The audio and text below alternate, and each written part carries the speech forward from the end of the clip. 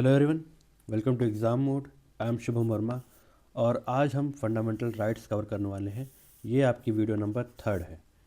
Fundamental rights topic इतना important है कि यहाँ से हर साल आपके एग्ज़ाम में 2 क्वेश्चन डायरेक्टली या इनडायरेक्टली आपके CDS या फिर इंडिया एग्जामिनेशन में 2 क्वेश्चन इस टॉपिक से ज़रूर आते हैं। तो ये आपको ढंग से पता होना चाहिए। इसके बारे में आज हम पूरी डिटेल से कवर करेंगे। इसका फर्स्ट वीडियो रहेगा, थोड़ा लंबा टॉपिक है। इसकी सेकंड वीडियो भी आएगी, तो आप लोगों को फॉलो करते रहना है। तो fundamental rights are described as Magna Carta of India. इसको इंडिया का मैग्ना कार्टा कहा गया है। पहले की लाइन से आपका क्वेश्चन डिस्क्राइब हो सकता है। यहाँ से क्वेश्चन आपके आ सकता है कि किसको मैग्ना कार्टा ऑफ इंडिया कहा गया है। तो आपको याद रखना है कि फंडामेंटल राइट्स को आपके मैग्ना कार्टा ऑफ इंडिया कहा गया है। So basically what was Magna carta. Magna carta को 1215 में ब्रिटिश मोनार्क द्वारा एक चार्टर साइन किया गया था, जो कि कहता था that everyone including the king must obey the law. सब कोई, राजा को मिलाकर सब कोई बराबर जो है आपके रूल्स को फॉलो करेगा, ये कहता था मैग्ना कार्टा। तो सेम इसी का हमने इंडिया में लिया था कि हमारे फंडामेंटल जो राइट हैं वो आपके अगेंस्ट द स्टेट हमें प्रोवाइडेड होते हैं, इसलिए इसे मैग्ना कार्टा ऑफ इंडिया कहा गया। ये आपको याद रखना है। It is derived after inspiration from the constitution of USA। आपके यूनाइटेड स्टेट्स ऑफ अमेरिका के जो बिल ऑफ राइट्स हैं, ठीक है फ्रेंड्स, आपके यूनाइटेड स्टेट्स ऑफ अमेरिका के जो बिल ऑफ राइट्स हैं उसकी इंस्पिरेशन लेके हमने अपने फंडामेंटल राइट्स को पार्ट 3 ऑफ द कॉन्स्टिट्यूशन में डाला है। ये आपको पता होना चाहिए। हमारे जो फंडामेंटल राइट्स हैं वो पार्ट 3 में गिवन है और इसके आर्टिकल 12 to 35 हैं। ये सबसे बेसिक जानकारी थी। Fundamental rights are meant for promoting the ideals of political democracy. हमारे भारत में पॉलिटिकल डेमोक्रेसी को अपहेल्ड करने के लिए आपके फंडामेंटल राइट्स बनाए गए थे। ये आपको पता होना चाहिए। ये कुछ बेसिक फीचर्स हैं जो कि आपको फंडामेंटल राइट्स के बारे में बेसिक नॉलेज होनी चाहिए। यहाँ से क्वेश्चन उठाया जा सकता है। जैसे कि यहाँ पर आप देखिए लिखा हुआ है fundamental rights are claim of citizen against the state. ये आपकी UPSC IAS 2017 में स्टेटमेंट बनी थी। तो ये स्टेटमेंट सेम आपके CDS या फिर इंडिया एग्जामिनेशन में बन सकती है। दैट आपके जो फंडामेंटल राइट्स हैं वो आपके क्लेम्स होते हैं। किसके क्लेम्स? सिटीजन से क्लेम होते हैं अगेंस्ट द स्टेट। ठीक है, स्टेट के अगेंस्ट क्लेम्स होते हैं। ये आपको पता होना चाहिए। ये स्टेटमेंट आपके एग्जाम में भी आ सकती है। It protects the liberties and freedom of the people against the invasion of the state. State के इन्वेजन के अगेंस्ट ये आपको कुछ लिबर्टीज़ और कुछ फ्रीडम प्रोवाइड करता है। कौन? Fundamental rights. ये पता होना चाहिए। Operates as a limitation on the tyranny of the executive and arbitrary laws of the legislature. Legislature द्वारा कोई भी ऐसा कानून बनाया जाए जो कि आपके फंडामेंटल राइट्स को एब्रिज करे, तो वो ऐसा नहीं कर सकता है। ऐसा उसे कॉन्स्टिट्यूशन इजाज़त नहीं देता है। ये आपके पार्ट 3 ऑफ द कॉन्स्टिट्यूशन में फंडामेंटल राइट्स में गिवन है। ये कुछ बेसिक था आपके कॉन्स्टिट्यूशन ये फंडामेंटल राइट्स के बारे में। अब हम कुछ देख लेते हैं कि आपके फंडामेंटल राइट्स के कुछ बेसिक फीचर्स कौन कौन से होते हैं। फीचर से ज़रूरी है कि हमेशा आपके एक फ़ीचर से क्वेश्चन आता ही आता है आपके एग्जाम में। तो फीचर्स आपको बहुत ध्यान से दिखना है, तो अब बिल्कुल ध्यान से पढ़िएगा। लिखा हुआ है पहला, some of them are available only to citizens. आपके कुछ ऐसे फंडामेंटल राइट्स हैं जो सिर्फ आपके नागरिकों को उपलब्ध हैं, मतलब कि सिटीजन्स ऑफ इंडिया को उपलब्ध हैं। वो कौन कौन से हैं? 15, 16, 19, 29 और 30 आर्टिकल। ये पाँचों आर्टिकल सिर्फ आपके सिटीजन ऑफ इंडिया को उपलब्ध हैं। तो ये पाँचों क्या होते हैं डिटेल के बारे में इससे हम आगे जानेंगे। लिखा है that your fundamental rights are not absolute but qualified. इसका मतलब क्या है कि स्टेट आपका जो है वो रीजनेबल रिस्ट्रिक्शंस इम्पोज कर सकता है आपके फंडामेंटल राइट्स पर। इसीलिए इससे कहा गया कि आपके फंडामेंटल राइट्स एब्सोल्यूट नहीं होते हैं, उस पर कुछ कंडीशंस लगाई जा सकती हैं, मतलब कि दे आर क्वालिफाइड। ये एक इंपॉर्टेंट फीचर है इसका। थर्ड फीचर कहता है that all of them are available against arbitrary action of the state. जितने भी आपके फंडामेंटल राइट्स हैं वे आपके arbitrary actions of the state के अगेंस्ट आप सभी को प्रोवाइडेड हैं। ये आपको पता होना चाहिए। But some of them are also against the actions of individual. लेकिन कुछ आपके जो फंडामेंटल राइट्स हैं वे इंडिविजुअल्स के अगेंस्ट भी आपको प्रोवाइडेड होते हैं। ये पता होना चाहिए। जैसे कि आपका यहाँ गिवन है आर्टिकल नंबर 17। आर्टिकल नंबर 17 कहता है कि अनटचेबिलिटी इंडिया में किसी भी फॉर्म में प्रोहिबिटेड है। तो ये इंडिविजुअल के अगेंस्ट भी, मतलब कोई इंडिविजुअल भी अनटचेबिलिटी फॉलो नहीं कर सकता है। ये आपके कॉन्स्टिट्यूशन में गिवन है, इसीलिए ये आपके इंडिविजुअल के अगेंस्ट भी प्रोवाइडेड होते हैं। ये पता होना चाहिए आपको। फोर्थ जो आपका फीचर है, फंडामेंटल राइट्स का, वो कहता है the some of them are negative in character. मतलब कुछ आपके फंडामेंटल राइट्स हैं, उनका कैरेक्टर नेगेटिव है, जैसे कि that is places limitation on the authority of the state. कुछ आपके फंडामेंटल राइट्स हैं जो कि आपकी स्टेट की अथॉरिटी को लिमिट करते हैं, ये आपको पता होना चाहिए, इसलिए इसको कहते हैं that they are negative in character. कुछ आपके fundamental rights negative in character होते हैं क्योंकि वो स्टेट की आपकी जो पावर होती है, अथॉरिटी होती है, उसको लिमिट करते हैं। ये इसका मतलब था। अगला है हमारा फीचर आपके फंडामेंटल राइट्स का, that they are justiciable. Justiciable का मतलब है इसको लेकर आप अगर आपके फंडामेंटल राइट्स का अब्रीच होता है तो आप सुप्रीम कोर्ट जा सकते हैं। सुप्रीम कोर्ट जा सकते हैं अंडर आर्टिकल 32। ये आपको पता होना चाहिए, इसीलिए इसे कहा गया है that your fundamental rights are justiciable. और अगला इसका फीचर है that they are not sacrosanct और परमानेंट। आपके फंडामेंटल राइट जो होते हैं वे परमानेंट नहीं होते हैं, उसमें कुछ समय समय पर बदलाव किया जा सकता है। और जैसा कि आपके एक फंडामेंटल राइट हुआ करता था आर्टिकल 19 के अंदर, right to property. Right to property को बाद में आपके 44th कॉन्स्टिट्यूशन अमेंडमेंट एक्ट 1978 के बाद पार्लियामेंट के द्वारा रिमूव कर दिया गया था। तो इसका एक एग्जांपल है कि that your fundamental rights are not permanent. ये आपको पता होना चाहिए इसका फीचर। अगला आपका फीचर कहता है that your fundamental rights can be suspended during national emergency. National emergency के दौरान आपके फंडामेंटल राइट्स सस्पेंड किए जा सकते हैं। कौन कौन से आर्टिकल जो सस्पेंड नहीं किए जा सकते हैं ड्यूरिंग नेशनल इमरजेंसी?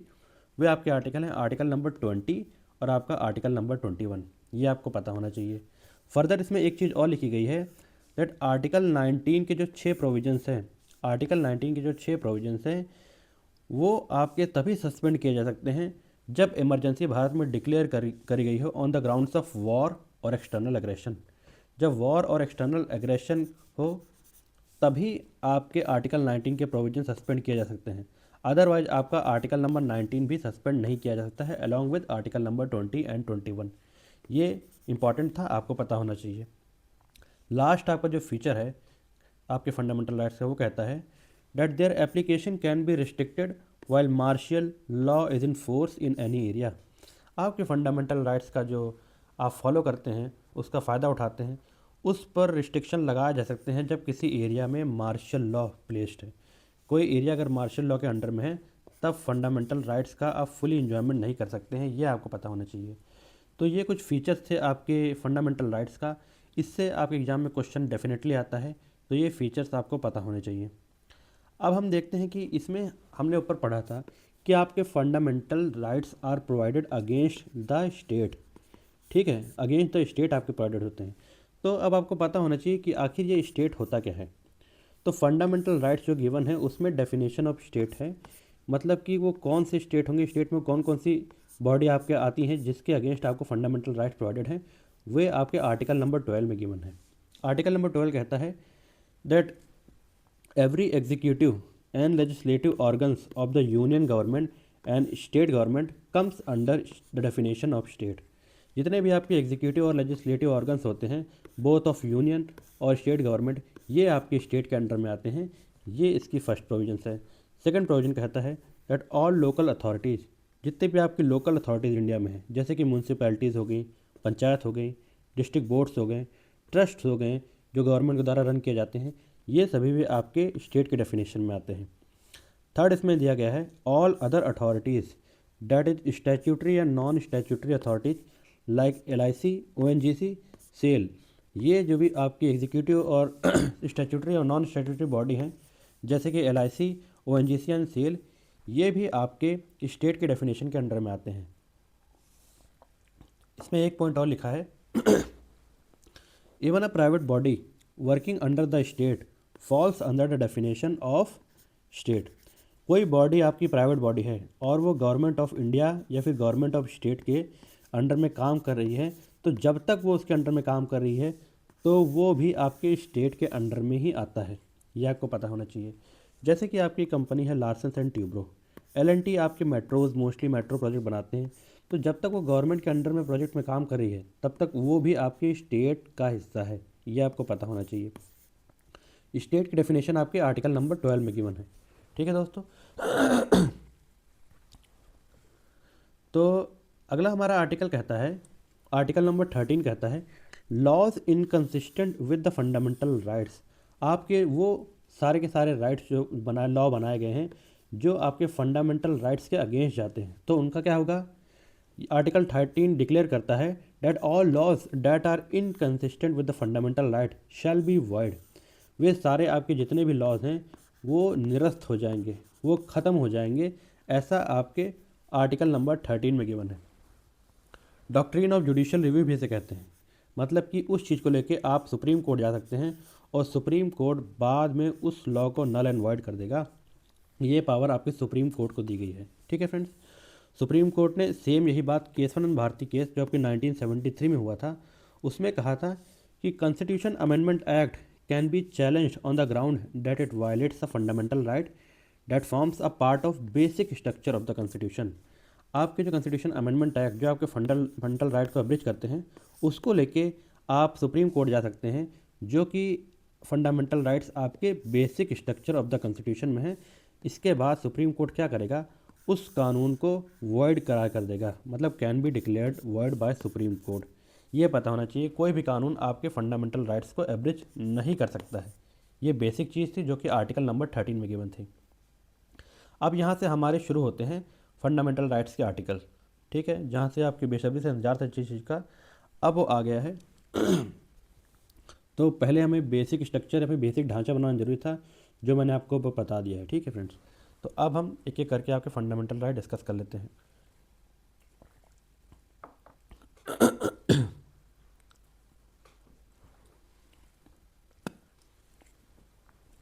तो पहला इसमें आपका गिवन है राइट टू इक्वालिटी। पहला आपका जो फंडामेंटल राइट है वो है आपका राइट टू इक्वालिटी, जो आपके आर्टिकल नंबर 14 से आर्टिकल नंबर 18 में गिवन है। तो इसका पहला आर्टिकल नंबर 14 क्या कहता है। आर्टिकल नंबर 14 आपका बात करता है equality before law and equal protection of law.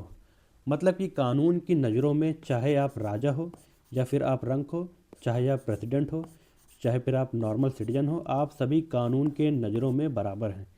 ऐसा आपका आर्टिकल नंबर 14 कहता है shall not deny to any person equality before law और इक्वल प्रोटेक्शन ऑफ लॉ। किसी भी बंदे को कानून के समक्ष समानता प्रदान होगी, कानून के प्रति समानता प्रदान होगी, ऐसा आपका आर्टिकल नंबर 14 कहता है। अब इसमें दो प्रोविजन लिखे, इक्वालिटी बिफोर लॉ और इक्वल प्रोटेक्शन ऑफ लॉ। इन दोनों का मतलब अलग अलग होता है, ये आपको पता होना चाहिए। इक्वालिटी बिफोर लॉ जो है आपका वो एक नेगेटिव कॉन्सेप्ट है। कौन सा है, नेगेटिव कॉन्सेप्ट को डील करता है। और इक्वल प्रोटेक्शन ऑफ लॉ आपका पॉजिटिव कॉन्सेप्ट है। ये पता होना चाहिए। ये जैसा मैंने कराया है आपको बिल्कुल ऐसे याद रखना है, ये कभी भी एग्जाम में स्टेटमेंट बन सकती है, तो बिल्कुल ध्यान से समझिएगा। इक्वालिटी बिफोर लॉ आपकी एक नेगेटिव कॉन्सेप्ट है और इक्वल प्रोटेक्शन ऑफ लॉ आपका एक पॉजिटिव कॉन्सेप्ट है। एक बात हो गई, अब आगे चलते हैं। इक्वालिटी बिफोर लॉ हमने ब्रिटिश कॉन्स्टिट्यूशन से लिया है, मतलब ये ब्रिटिश ओरिजिन का है। और आपका जो इक्वल प्रोटेक्शन ऑफ लॉ है ये हमने आपके अमेरिकन ओरिजिन से लिया है। ठीक है, दोनों अलग अलग ओरिजिन से आए हैं। पहला आपका ब्रिटेन से आया है, दूसरा आपका अमेरिकन ओरिजिन से आया है। इक्वालिटी बिफोर लॉ क्या कहता है, element of rule of law were propounded bye A.V. Desai who was a British jurist. Equality before law आपके A.V. देसाई द्वारा, जो कि आपके A.V. डाइसी द्वारा, जो आपके ब्रिटिश जूरिस्ट थे, उनके द्वारा ये अवधारणा प्रोपाउंड करी गई थी। ये आपको पता होना चाहिए। इक्वालिटी बिफोर लॉ को लेकर सुप्रीम कोर्ट ने कहा था रूल ऑफ लॉ जो है आपका वो बेसिक फीचर है कॉन्स्टिट्यूशन का। रूल ऑफ लॉ आपका बेसिक फीचर है कॉन्स्टिट्यूशन का, ऐसा लेकर आपको सुप्रीम कोर्ट ने कहा था। इसमें अंडर क्या होता है, absence of any special privileges. मतलब आपके जो इक्वालिटी बिफोर लॉ है उसके अंडर क्या होता है कि किसी भी बंदे को स्पेशल प्रिविलेज नहीं दिया जाता है इस कानून के तहत। ठीक है, और सेकंड चीज़ में लिखी गई है equal subjection of all person to the ordinary laws. सबके लिए जितने भी ऑर्डिनरी लॉज हैं वो सभी पे बराबर लागू होंगे, ये बात भी कहता है ये। और no person is above the law. और थर्ड इसमें स्टेटमेंट कही गई है कि कोई भी आपका जो है कानून से ऊपर नहीं होता है। इसमें आप देख सकते हैं कि इसके नेगेटिव कॉन्सेप्ट किस तरीके से है। इसमें देखिए आपके सब जगह नेगेटिव की बात करी गई, जैसे यहाँ एब्सेंस की बात कही गई है, यहाँ नो की बात करी गई है, तो एक नेगेटिविटी की फीलिंग आ रही है, इसीलिए इसे नेगेटिव कॉन्सेप्ट कहा जाता है। और ये हमने ब्रिटिश ओरिजिन से लिया है, ये चीज़ आपको पता होनी चाहिए। अगला अब हम बात करते हैं इक्वल प्रोटेक्शन ऑफ लॉज के बारे में। तो इसमें लिखा हुआ है equality of treatment under equal circumstances. कोई इक्वल सर्कमस्टांसेस हैं तो उस समय आपको दो अलग अलग लोगों को इक्वल ट्रीट करना पड़ेगा, ऐसा आपके इक्वल प्रोटेक्शन ऑफ लॉज कहता है। ठीक है, तो ये एक पॉजिटिव कॉन्सेप्ट है जैसा कि इस बात से निकल के आ रहा है। सेकंड इसमें बात कही है similar application of the law. आपका जो लॉ का एप्लीकेशन है वो सिमिलरली आपके दो अलग अलग लोगों पे ट्रीट होगा, ये चीज़ भी इसमें लिखी हुई है। थर्ड लिखी हुई है the like should be treated alike without any discrimination. ये स्टेटमेंट बिल्कुल इंपॉर्टेंट है, यहाँ से क्वेश्चन पूछा जा सकता है कि इक्वल प्रोटेक्शन लॉ की है स्टेटमेंट है या फिर आपके इक्वालिटी बिफोर लॉ की है। तो आपको पता होना चाहिए कि इक्वल प्रोटेक्शन ऑफ लॉज में आपके लिखा है the like should be treated alike. एक समान के जो व्यक्ति हैं उनको एक समान का ट्रीटमेंट देना पड़ेगा आपको, ऐसा आपके इक्वल प्रोटेक्शन ऑफ लॉज में गिवन था। तो ये आपका आर्टिकल नंबर 14 कहता था। होपफुली आपको समझ आ गया होगा कि इक्वलिटी बिफोर लॉ क्या कहता है और इक्वल प्रोटेक्शन ऑफ लॉ क्या कहता है। ठीक है फ्रेंड्स, लेकिन इसमें आपके एक एक्सेप्शन भी दे रखा है। आर्टिकल नंबर 14 का एक्सेप्शन क्या है, the rule of equality is not absolute. आपका जो इक्वालिटी का रूल है वो एब्सोल्यूट नहीं है, उस पर कुछ कंडीशन भी आपके दी गई हैं। कंडीशंस ये हैं कि जो आपके प्रेसिडेंट होते हैं, मेंबर ऑफ पार्लियामेंट होते हैं या फिर मेंबर ऑफ स्टेट लेजिस्लेचर होते हैं और आपके जो फॉरेन डिप्लोमेट्स होते हैं, ये इम्यूनिटी इन्जॉय करते हैं, protection of special privilege enjoy करते हैं। मतलब कि इनको स्पेशल प्रिविलेज दी गई है कॉन्स्टिट्यूशन के द्वारा, क्योंकि ये एक संवैधानिक पद पे बैठे हुए हैं, इसीलिए इन्हें थोड़ा एक्स्ट्रा इन्जॉयमेंट दी गई है कि इनके लिए आपकी जो रूल ऑफ लॉ है वो कुछ कंडीशन में इनके लिए वो अप्लाइड नहीं होते हैं। जैसा कि आपकी सिविल सूट होता है, सिविल सूट जो होते हैं, सिविल के जो केसेस होते हैं वे आपके जो प्रेसिडेंट के ऊपर होते हैं, जब तक वो ऑफिस में होते हैं तब तक उन पे अप्लाई नहीं हो सकते हैं, उन पे कोई भी सिविल का मामला दर्ज नहीं किया जा सकता है। बशर्ते ये बात है कि अगर क्रिमिनल लॉ होता है तो वो उन पे लागू हो सकता है, लेकिन सिविल सूट आपके प्रेसिडेंट पे जब तक वो ऑफिस के अंडर रहते हैं तब तक उन पे लागू नहीं होता, ये आपको पता होना चाहिए। तो ये एक्सेप्शन था आर्टिकल नंबर 14 का। अब आइए आगे चलते हैं। अगला हमारा आर्टिकल है आर्टिकल नंबर 15। आर्टिकल नंबर 15 क्या कहता है, that is prohibition of discrimination on certain grounds. ये आपके स्टेट को प्रोहिबिट करता है कि वे डिस्क्रिमिनेशन नहीं कर सकते हैं कुछ ग्राउंड को लेके।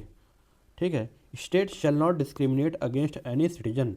स्टेट आपका सिटीजन के विरुद्ध डिस्क्रिमिनेशन नहीं करेगा। कौन कौन सी चीज़ों पर डिस्क्रिमिनेशन करेगा, ओनली लिखा हुआ है यहाँ पे। ठीक है, कौन कौन सी चीज़ों पर नहीं करेगा, पहला है रिलीजन, दूसरा है रेस, थर्ड है कास्ट, फोर सेक्स, थर्ड और फिफ्थ है आपका प्लेस ऑफ बर्थ। इन पांचों को लेकर आपका स्टेट जो है वे सिटीजन के बीच में डिस्क्रिमिनेशन नहीं कर सकता है, ऐसा आपको पता होना चाहिए। आर्टिकल नंबर 15 आपके सिर्फ सिटीजन्स को प्रोवाइडेड है, ये भी चीज़ आपको पता होना चाहिए। ठीक है, जैसे मैंने आपको ऊपर बताया था ये चीज़ यहाँ निकल के आई है। तो इन 5 चीज़ों पर लेके वो डिस्क्रिमिनेशन आपका स्टेट नहीं कर सकता है। अगला इसमें प्रोविज़न है no citizen shall be prohibited from using general public use properties. General जो आपकी पब्लिक प्रॉपर्टीज़ जो बनी गई हैं उसको लेकर यूसेज आपका किसी भी सिटीजन को प्रोहिबिट नहीं किया जा सकता है। ठीक है, ऊपर के जो 5 प्रोविजंस है उसको लेकर आपके कोई भी सिटीजन को पब्लिक जो है जो पब्लिक प्रॉपर्टी है उसको यूज करने के लिए इसे प्रोहिबिट नहीं किया जा सकता है। Provisions are also to be followed by private parties. इसके कुछ प्रोविजंस आपके प्राइवेट पार्टीज़ को भी फॉलो करने पड़ेंगे। जैसा कि आपका अगर देखा जाए कि मान के चलिए एक रेस्टोरेंट है, तो उस रेस्टोरेंट में अगर वो बोले कि हाँ जी इस रिलीजन के लोग यहाँ पे एंट्री अलाउड नहीं है उन लोग की और ये पर्टिकुलर रिलीजन के लोग ही यहाँ आ सकते हैं, तो ऐसा वो नहीं कर सकता है, क्योंकि इसके कुछ प्रोविजंस आपके प्राइवेट पार्टीज़ पे भी फॉलो होते हैं। ये आर्टिकल नंबर 15 कहता है। आर्टिकल नंबर 15 के कुछ एक्सेप्शन भी हैं। State can make special provision for women and children. आपका जो स्टेट है वो स्पेशल प्रोविजन बना सकता है hopefully for women and for children अगर वो चाहे तो, जैसा कि उसने किया भी। Socially and educationally backward citizen को उसने एजुकेशन इंस्टीट्यूट्स में रिजर्वेशन दी, ये आपको पता होना चाहिए। जैसा कि हमने EWS, SC और ST का हमने कोटा जो पढ़ते हैं जो रिजर्वेशन का होता है वे आपके आर्टिकल नंबर 15 के थ्रू होता है, ये चीज़ आपको पता होना चाहिए। ये एजुकेशन इंस्टीट्यूट में जो इनका एडमिशन्स होता है उसमें जो इनका कोटा होता है EWS, SC, ST का, ये आपके आर्टिकल नंबर 15 के थ्रू होता है। क्योंकि यहाँ साफ साफ लिखा है that state can make special provision for women and children and for socially and educationally backward citizen. ये आपके आर्टिकल नंबर 15 में गिवन था। तो ये था आर्टिकल नंबर 15 आपका। नेक्स्ट हम पढ़ेंगे आर्टिकल नंबर 16। आर्टिकल नंबर 16 क्या करता है? Article number 16 provide for equality of opportunity in public employment. आपकी जो पब्लिक एम्प्लॉयमेंट है, मतलब कि पब्लिक के द्वारा जो सरकार के द्वारा रोजगार दिया गया है, उसके लिए कुछ प्रोविजंस जो दे रखे हैं वे आपके आर्टिकल नंबर 16 में दिया गया है कि आपके जो सिटीजन्स हैं, जो भारत के नागरिक हैं, उनको ही ये अधिकार दिया गया है। क्या अधिकार दिए गए हैं कि स्टेट ये जो 5-6 ग्राउंड जो नीचे लिख रखे हैं, इन 6 ग्राउंड के आधार पर अपने सिटीजन्स के बीच में भेदभाव नहीं कर सकता है, मतलब डिस्क्रिमिनेशन नहीं कर सकता है। मतलब इक्वालिटी ऑफ अपॉर्चुनिटी का अधिकार आपके सिटीजन्स को गिवन है। तो वो 6 ग्राउंड्स कौन कौन से हैं? पहला है रिलीजन, सेकंड है रेस, थर्ड है कास्ट, 4 है सेक्स, 5th है डिसेंट और 6th है आपका प्लेस ऑफ रेसिडेंस या फिर प्लेस ऑफ बर्थ। इन 6 के आधार पे चाह कर भी आपका स्टेट चाहे तो डिस्क्रिमिनेशन वो नहीं कर सकता है for the citizens of India for public employment. ठीक है, ऐसा आपके आर्टिकल नंबर 16 में गिवन है। लेकिन आपके आर्टिकल नंबर 16 के भी कुछ एक्सेप्शंस हैं, वे कुछ इस प्रकार हैं। पहला इसमें एक्सेप्शन ये है that parliament can prescribe residence as a condition. Parliament अगर चाहे तो वो रेजिडेंस को एक स्पेशल कंडीशन बना सकता है आपके पब्लिक एम्प्लॉयमेंट देने के लिए। जैसा कि पहले हुआ करता था कि जे में जो है, जे की मोस्ट ऑफ द जॉब्स अगर सरकार पहले चाहती थी तो वो सिर्फ रिज़र्व कर सकती थी सिर्फ जे के रेजिडेंट्स के लिए ही। ऐसा आपको पता होना चाहिए। तो पार्लियामेंट अगर चाहे तो ये चीज़ कर सकती है, ऐसा एक्सेप्शंस है। ठीक है, आर्टिकल नंबर 16 का। सेकंड एक्सेप्शन का ये है दैट रिजर्वेशन ऑफ अपॉइंटमेंट और post in favour of any backward class. कोई आपकी बैकवर्ड क्लास है, जैसे कि एससी हो गई, एसटी हो गई, आपकी ईडब्ल्यूएस हो गई, इन सभी की अपॉइंटमेंट की जो अपॉइंटमेंट के लिए रिजर्वेशन का प्रोविज़न आपके आर्टिकल नंबर 16 में गिवन है। आर्टिकल नंबर 15 में जो रिजर्वेशन गिवन था वे आपके एजुकेशनल इंस्टीट्यूट के लिए गिवन था। लेकिन आर्टिकल नंबर 16 में जो रिजर्वेशन की बात करी गई है वो आपके पब्लिक एम्प्लॉयमेंट्स, मतलब सरकारी नौकरियों में रिजर्वेशन के बाद आपके आर्टिकल नंबर 16 में गिवन है। किन के लिए रिजर्वेशन है?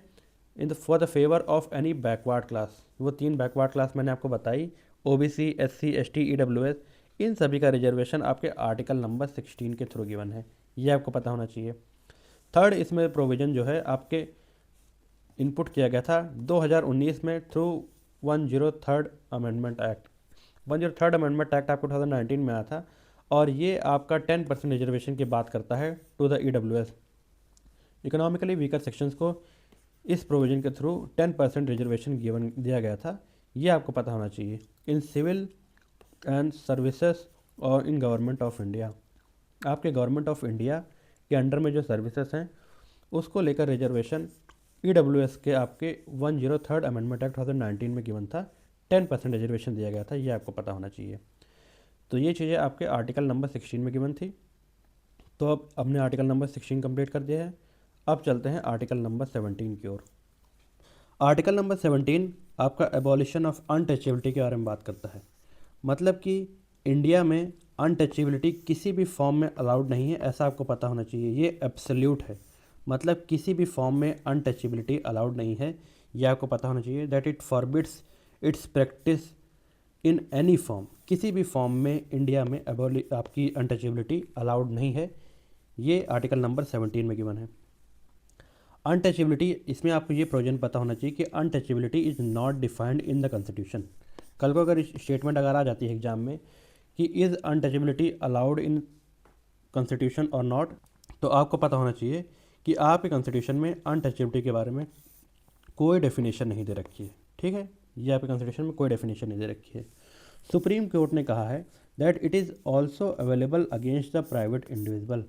आपके जो अनटचेबिलिटी के कॉन्सेप्ट्स हैं वो स्टेट के अगेंस्ट तो हैं ही प्रोवाइडेड आपको, लेकिन वो प्राइवेट इंडिविजुअल के अगेंस्ट भी प्रोवाइडेड हैं आपको। ये आपको पता होना चाहिए दैट अनटचेबिलिटी के जो प्रोविजंस हैं वे आपके इंडिविजुअल के अगेंस्ट भी आपको दिए गए हैं। ठीक है, तो ये आपका आर्टिकल नंबर 17 कहता था। होपफुली आप समझ गए होंगे। आर्टिकल नंबर 18 किससे डील करता है? आर्टिकल नंबर 18 आपका डील करता है that it prohibits the state from offering any title on anybody weather a citizen और फॉरनर। ये आपके स्टेट को प्रोहिबिट करता है कि वे किसी को भी, किसी माने किसी को भी कोई भी टाइटल प्रोवाइड नहीं कर सकता है, चाहे वो भारत का नागरिक हो या फिर चाहे वो विदेशी हो। जैसे कि पहले टाइटल होता था ना, राय साहेब, राय साहेब, ये सब कुछ, जैसे कि ये टाइटल राजा रजवाड़ा वाले जो पहले टाइटल थे, वो आज की डेट में आपके अलाउड नहीं है। स्टेट चाह कर भी वो ऐसे टाइटल अब नहीं दे सकता है। ये आपके आर्टिकल नंबर 18 में गिवन है। एक्सेप्ट, लेकिन इसमें दो एक्सेप्शंस हैं। पहला है मिलिट्री टाइटल्स और सेकंड है एकेडमिक डिस्टिंक्शंस। ये दोनों टाइटल अभी भी स्टेट के द्वारा प्रोवाइड किए जा सकते हैं और इसका इस्तेमाल वो अपने निजी जीवन में भी कर सकते हैं। ऐसा उनको अलाउ किया गया है थ्रू द कॉन्स्टिट्यूशन। मिलिट्री में आपकी जैसे पोस्ट होती है कर्नल की, लेफ्टिनेंट कर्नल की, जनरल की, ये सभी पोस्ट आपके निजी जीवन में भी वो इस्तेमाल कर सकते हैं अपने नाम के पीछे। ऐसा उन्हें आर्टिकल नंबर 18 में छूट है। एकेडमिक डिस्टिंक्शंस की कुछ उपाधियां जैसे कि पीएचडी होल्डर जो होते हैं वे अपने पीछे डॉक्टरेट लगाते हैं, जैसे कि डॉक्टर XYZ। तो वो क्यों लगा सकते हैं, वो आर्टिकल नंबर 18 में उनको छूट दी गई है इसके लिए। तो ये चीज़ आपको पता होना चाहिए। सेकेंड आर्टिकल नंबर 18 में प्रोविज़न है दैट ये सिटीजन ऑफ इंडिया को प्रोहिबिट कर सकता है। सिटीजन ऑफ इंडिया को ये प्रोहिबिट करता है, किस चीज़ के लिए प्रोहिबिट करता है? For accepting any title from foreign state. किसी भी विदेश से भी वो टाइटल एक्सेप्ट नहीं कर सकता है। किसी भी स्टेट से, फॉरेन स्टेट से वो टाइटल नहीं एक्सेप्ट कर सकता है। इसकी मनाही उसे आर्टिकल नंबर 18 में कॉन्स्टिट्यूशन में दी गई है। ये आपको पता होना चाहिए। अगर उसको लेना भी है तो वो राष्ट्रपति की मंजूरी के बाद ले सकता है। ये चीज़ इसमें गिवन है। थर्ड इसमें गिवन है कि कोई भी फॉरेनर जो कि इंडिया में ऑफिस ऑफ प्रॉफिट होल्ड कर रहा है, ऑफिस ऑफ प्रॉफिट कोई भी फॉरेनर अगर इंडिया में होल्ड कर रहा है तो वो किसी फॉरेन टेरिटरी से कोई भी टाइटल एक्सेप्ट नहीं कर सकता है without the consent of president of India. Bharat के प्रेसिडेंट के कंसेंट के बिना वो किसी भी विदेशी स्टेट से, किसी भी फॉरेन स्टेट से वो कोई भी टाइटल एक्सेप्ट नहीं कर सकता है। और साथ ही साथ वो किसी भी फॉरेन टेरिटरी से इमोलूमेंट और जो गिफ्ट्स होते हैं वो भी एक्सेप्ट नहीं कर सकता है। उसके लिए भी उसे पहले राष्ट्रपति की मंजूरी लेनी पड़ेगी, तब जाके वो टाइटल या फिर आपके गिफ्ट्स एक्सेप्ट कर पाएगा। ठीक है, ये चीज़ आपके फॉरेनर्स पे लागू है जो भारत में ऑफिस ऑफ प्रॉफिट इस्तेमाल कर रहे हैं। ठीक है, ये चीज़ आपको पता होना चाहिए। तो ये प्रोविजंस आपके आर्टिकल नंबर 18 में गिवन थे जो कि आपके टाइटल से डील होते थे। अब हमारा सेकंड फंडामेंटल राइट है, वो कहता है राइट टू फ्रीडम। आज़ादी का जो आपका फंडामेंटल राइट है वो आपके आर्टिकल नंबर 19 से लेकर आर्टिकल नंबर 22 में गिवन है। ठीक है, जिसका आपका आर्टिकल नंबर 19 है। Article number 19 most famous article है, यहाँ से क्वेश्चन एग्जाम में हर दूसरे साल बनता ही बनता है। तो ये आर्टिकल नंबर 19 आपको ढंग से पता होना चाहिए। आर्टिकल नंबर 19 आपके 6 राइट्स से डील करता है। आर्टिकल नंबर 19 के अंदर आपको 6 राइट्स दिए गए हैं। कौन कौन से? पहला, freedom of speech and expression. आप अपने विचारों को व्यक्त कर सकते हैं, इसकी आज़ादी आपको आर्टिकल नंबर 19 क्लॉज 1 में गिवन है। चाहे वो लिख कर, चाहे पढ़ कर, चाहे बोल कर, चाहे वीडियो बनाकर, चाहे सोशल मीडिया के जरिए, किसी भी तरीके से आप अपने इस जो एक्सप्रेशंस है उनको आप एक्सप्रेस कर सकते हैं। ये आपको आज़ादी दी गई है। सेकंड इसमें प्रोविज़न ये है, 19 क्लॉज 2 कहता है आपका that it allows you to assemble peacefully anywhere without arms. कहीं भी आप असेंबल कर सकते हैं, जैसे कि धरना प्रदर्शन करते नहीं हैं, तो वो आज़ादी आपके आर्टिकल नंबर 19 क्लॉज 2 में गिवन है कि आप कहीं पर भी शांतिपूर्ण तरीके से धरना दे सकते हैं, बशर्ते यह है कि आपके पास कोई भी हथियार ना हो। ठीक है, आर्टिकल नंबर 19 थर्ड क्या कहता है, that is allows the citizen of India to form association और यूनियन और कोऑपरेटिव सोसाइटीज़। कि आपके जो भारत के नागरिक हैं वे चाहें तो कल कोई एसोसिएशन बना सकते हैं, कोई कोऑपरेटिव सोसाइटी बना सकते हैं। ये राइट्स उनको आर्टिकल नंबर 19 क्लॉज 3 में गिवन है। आर्टिकल नंबर 19 का जो क्लॉज 4 है वो क्या कहता है, that you can move freely through out the territory of India. Bharat का जो सिटीजन है वो freely through out the India कहीं भी मूव कर सकता है। इसकी आज़ादी से आर्टिकल नंबर 19 क्लॉज 4 में गिवन है। 19 क्लॉज 5 कहता है that it allows the citizen of India to reside anywhere और सेटल एनीवेयर इन इंडिया। वो भारत में कहीं भी रह सकता है, इसकी आज़ादी उसे आर्टिकल नंबर 19 क्लॉज 5 में गिवन है। सिक्स्थ आपका कहता है इसमें to practise any profession of his choice, मतलब भारत का नागरिक जो है वो कोई भी प्रोफेशन चालू कर सकता है, इसकी आज़ादी से आर्टिकल नंबर 19 क्लॉज 6 में गिवन है। लेकिन इसमें भी कुछ एक्सेप्शंस है। 19 क्लॉज 6 में आपके एक्सेप्शन जो है ये है कि ऐसा कोई भी पेशा आप नहीं कर सकते हैं जो हमारे समाज को गलत प्रभाव दे, मतलब कि हमारे समाज की जो वैल्यूज़ हैं उससे अलग हो, ऐसा प्रोफेशन आप चालू नहीं कर सकते हैं। जैसे कि वैश्यावृत्ति होती है ना आपका, वो लीगल हमारे समाज में वो अलाउड नहीं है, तो ऐसा प्रोफेशन आप नहीं कर सकते हैं। इसकी मंजूरी आपको आर्टिकल नंबर 19 क्लॉज 6 नहीं देता है। राइट टू रिजाइड वाले में भी एक एक्सेप्शन है कि आप जैसे कि शेड्यूल्ड ट्राइबल एरियाज़ जो हैं, शेड्यूल्ड ट्राइबल एरियाज़ में अगर आप चाहें कि वहाँ पर आप आज़ादी से रह सकें, वहाँ घर बना लें, तो इसकी इजाज़त आपको कॉन्स्टिट्यूशन नहीं देता है। ये इसमें एक्सेप्शन गिवन है। और साथ ही साथ इसमें सेम जो प्रोविज़न है फोर्थ में ये भी गिवन है कि जो आपके ट्राइबल एरियाज़ हैं वहाँ पर आप बिना परमिट के नहीं जा सकते हैं। ये चीज़ें आपको पता होना चाहिए, तो ये प्रोविजंस इस पर भी लागू नहीं होते हैं। तो ये कुछ एक्सेप्शन थी आर्टिकल नंबर 19 की। अब इसमें एक नोट दिया गया है, वो देखिए, आपका जो राइट टू प्रॉपर्टी है वो आपका पहले एक फंडामेंटल राइट हुआ करता था। Under article number 19 sub clause में एक राइट टू प्रॉपर्टी भी फंडामेंटल राइट था आपका, लेकिन इसको रिपील कर दिया गया था आपके 44th कॉन्स्टिट्यूशन अमेंडमेंट एक्ट 1978 के बाद।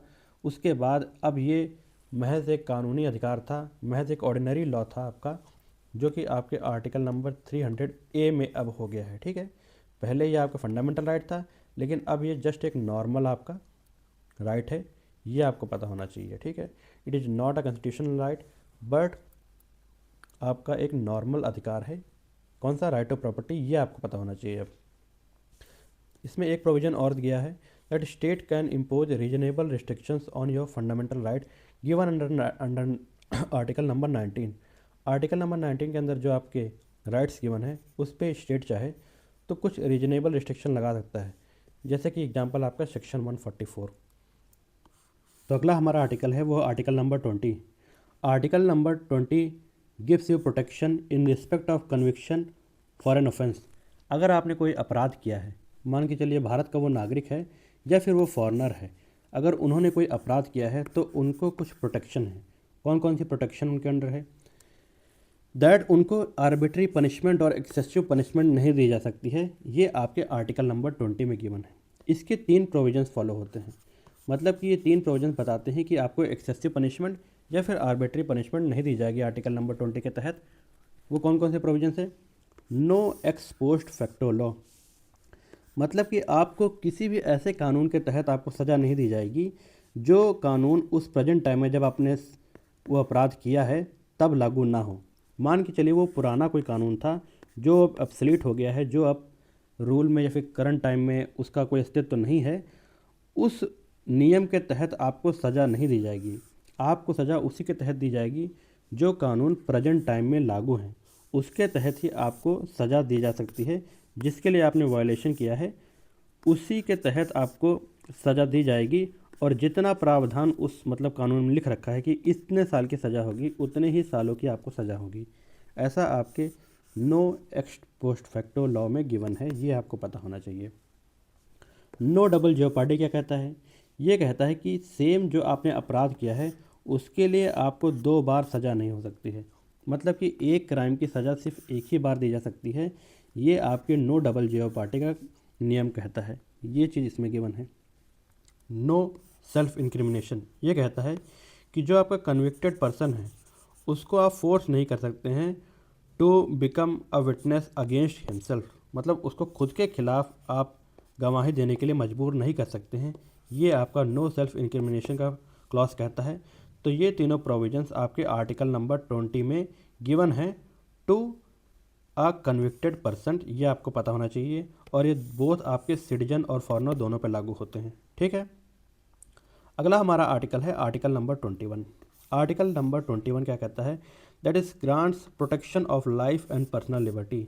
ये आपको प्रोटेक्शन ऑफ लाइफ और पर्सनल लिबर्टी की आज़ादी देता है। ये आपके आर्टिकल नंबर 21 में गिवन है। आर्टिकल नंबर 21 जो कहता है, no person shall be deprived of his life और personal liberty except according to procedure established by law. Procedure established by law के तहत ही किसी इंसान की लाइफ हम छीन सकते हैं, ऐसा इसमें लिखा गया है। कोई भी आर्बिट्री लॉ नहीं हो सकता है वो, मतलब वो लॉ आपका जस्ट होना चाहिए, रीजनेबल होना चाहिए। उसी लॉ के थ्रू और प्रोसीजर को फॉलो करते हुए लॉ को हम किसी इंसान की लाइफ को छीन सकते हैं, ये आपको पता होना चाहिए। ये आपके आर्टिकल नंबर 21 में गिवन है। इसके दो केसेस हुए थे सुप्रीम कोर्ट में, इसके दो केसेस हुए थे। पहला आपका गोपालन केस हुआ था और सेकंड आपका मेनका गांधी केस था, जो आपके आर्टिकल नंबर 21 से डील करता है। अब आपका गोपालन केस क्या कहता है? गोपालन केस आपको कहता था कि आपको जो प्रोटेक्शन प्रोवाइडेड है वो सिर्फ प्रोवाइडेड है only against arbitrary executive actions. सिर्फ आर्बिट्री एग्जीक्यूटिव एक्शंस के लिए ही आपको आर्टिकल नंबर 21 में प्रोटेक्शन प्रोवाइडेड है। लेकिन कोई भी लेजिस्लेटिव एक्शन अगर आपका लिया गया है उसके अंडर आपको आर्टिकल नंबर 21 के अंदर प्रोटेक्शन नहीं प्रोवाइडेड था। तो ये एक बहुत वेग सी स्टेटमेंट थी जो गोपालन केस में सुप्रीम कोर्ट के द्वारा कही गई थी, जिसकी गलती बाद में उन्होंने मानी और मेनका गांधी केस में उन्होंने करेक्शन करी। मेनका गांधी केस में आपको सुप्रीम कोर्ट ने आर्टिकल नंबर 21 की वाइडर इंटरप्रिटेशन दी थी। इन्होंने कहा था that right to life can be deprived only by procedure prescribed by the law. आपकी जो लाइफ है उसे डिप्राइव किया जा सकता है ओनली किस प्रोसीजर के थ्रू? जो आपके लॉ में प्रिस्क्राइब करा गया हो। और वो लॉ आपका कैसा होना चाहिए, कानून आपका कैसा होना चाहिए? वो आपका फेयर होना चाहिए, जस्ट होना चाहिए, रीजनेबल होना चाहिए।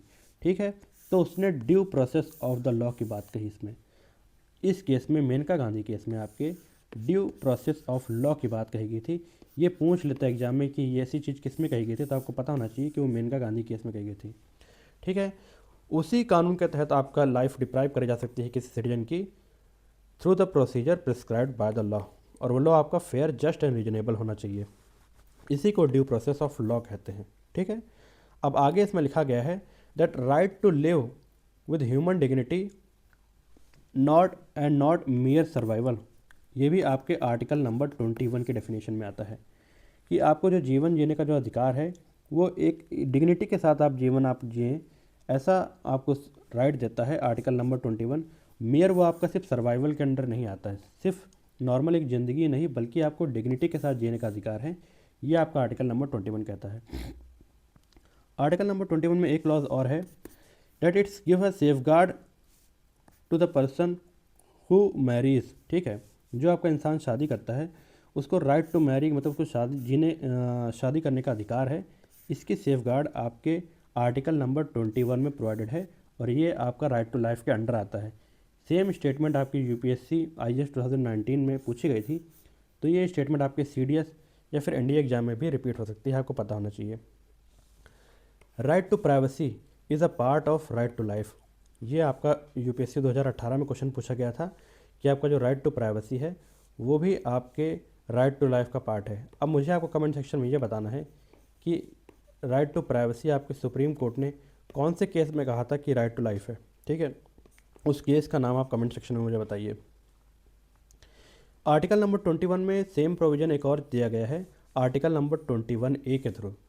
आर्टिकल नंबर 21A आपको कहता है right to education is a part of right to life, मतलब कि पढ़ाई का जो अधिकार है वो आपका राइट टू लाइफ के अंडर में आता है। It was added by 86 constitution amendment act 2002। 2002 में कॉन्स्टिट्यूशन अमेंडमेंट एक्ट हुआ 86, उसके थ्रू आपका right to education article number 21 में डाला गया। ठीक है, क्या कहता है that state shall provide free and compulsory education to all who has the age of 16 to 14 years. 6 से 14 साल के जितने भी बच्चे हैं उसको एजुकेशन प्रोवाइड करना फ्री और कंपलसरी आपकी स्टेट की ड्यूटी होगी, ये आपका आर्टिकल नंबर 21A कहता है। सेम आपके राइट टू एजुकेशन के प्रोविजंस आपके बाद में डीपीएसपी और फंडामेंटल ड्यूटी में भी ऐड करे गए हैं, ये आपको पता होना चाहिए। पहले डीपीएसपी में था और फंडामेंटल ड्यूटीज़ में ऐड करे गए थे, उसके बाद राइट टू एजुकेशन आपके फंडामेंटल राइट में भी जोड़ दिया गया था। ये इंपॉर्टेंट प्रोविजन था, आपको पता होना चाहिए था। अगला हम आर्टिकल नंबर 21 हमने कर लिया है, अब हम आएंगे आर्टिकल नंबर 22 की तरफ। आर्टिकल नंबर 22 कहता है that it's give a protection against arrest and detention. ये प्रोटेक्शन आपको प्रोवाइड करता है against the arrest and against the detention. ठीक है, ये बोथ आपके प्यूनिटिव और प्रिवेंटिव डिटेंशन की बात करता है। प्यूनिटिव डिटेंशन कौन सा होता है, प्रिवेंटिव डिटेंशन कौन सा है, ये समझ लेते हैं।